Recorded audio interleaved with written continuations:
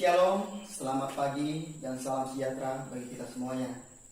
Yang saya hormati para dosen Universitas Bunda Mulia dan yang saya hormati para staf, tata usaha, serta teman-teman yang saya sayangi. Puji dan syukur kita panjatkan kepada Tuhan Yang Maha Esa atas rahmat dan kebaikannya kita masih diberi kesehatan sampai saat ini. Pada kesempatan kali ini, izinkanlah saya memperkenalkan diri. Nama saya Lohong dan saya akan menyampaikan sebuah pidato yang berjudul Pencegahan Korupsi yang Berkelanjutan. Menumbuhkan rasa malu dan selalu ingin jujur dalam diri untuk tidak mau menikmati hasil dari korupsi adalah salah satu sifat yang baik dalam mencegah timbulnya kerusakan moral seorang anak bangsa. Pendidikan anti korupsi harus diperluas untuk melahirkan generasi masa depan yang baik dan anti korupsi di masa mendatang. Korupsi merupakan tindakan yang salah yang dilakukan oleh seseorang untuk mengambil hak-hak orang lain untuk menguntungkan diri sendiri atau kelompok dengan cara yang ilegal. Tindakan korupsi merupakan tindakan yang merugikan negara atau suatu kelompok tertentu. Majelis Umum PBB menetapkan tanggal 9 Desember sebagai Hari Anti Korupsi Sedunia. Tidakkah muncul dalam benak kita, kenapa harus ada peringatan Hari Anti Korupsi Sedunia?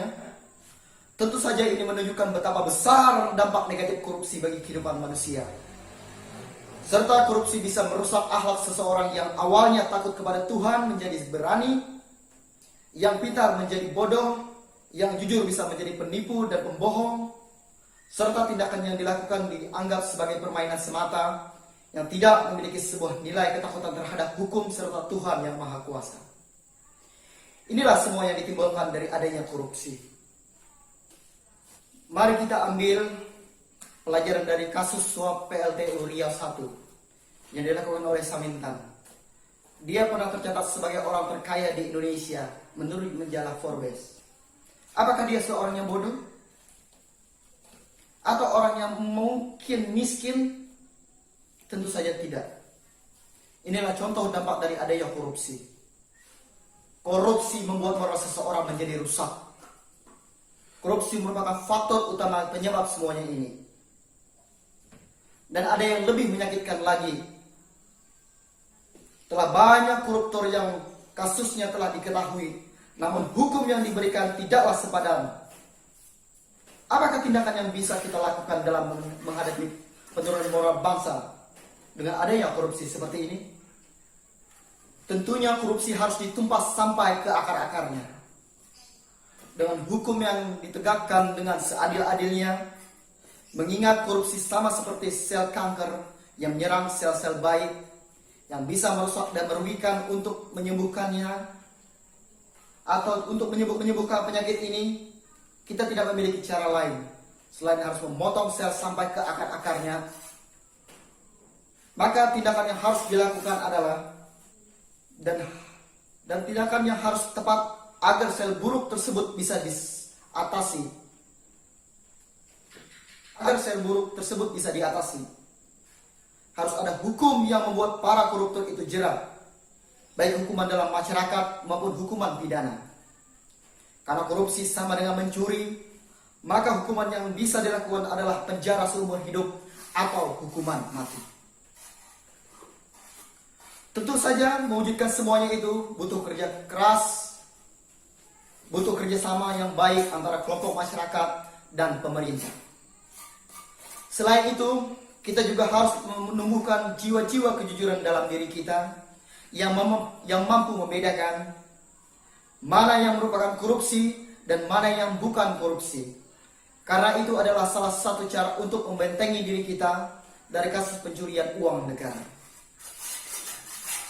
Hadirin yang budiman, mari kita merenung sejenak. Setiap orang-orang yang melakukan korupsi bukanlah mereka yang kekurangan secara finansial, melainkan mereka yang haus akan kekuasaan dan kekayaan. Mereka yang selalu merasa kurang dengan apa yang mereka miliki. Jadi, sebelum semuanya terjadi dan terlambat, dan kita terperosok ke lubang yang sama, yang berakhir dengan penyesalan yang sia-sia. Maka sebelum semuanya terlambat, tidak ada salahnya jika kita selalu membentengi diri dengan takut kepada Tuhan yang Maha Esa, menjauhkan diri dari kejahatan, menaati peraturan yang berlaku, dan bekerja dengan sejujur-jujurnya. Karena harta yang kita dapatkan dengan melakukan tindakan korupsi tidak akan menjadi berkat untuk kehidupan kita sendiri. Dan selalulah mengoreksi diri dan mempertahankan perilaku hidup yang jujur. Semoga kita selalu berada di jalan yang benar dan mempertahankan kejujuran sampai maut menjemput kita. Demikian yang dapat saya sampaikan. Jika banyak kesalahan yang saya lakukan dalam menyampaikan pidato ini, saya minta maaf yang sebesar-besarnya.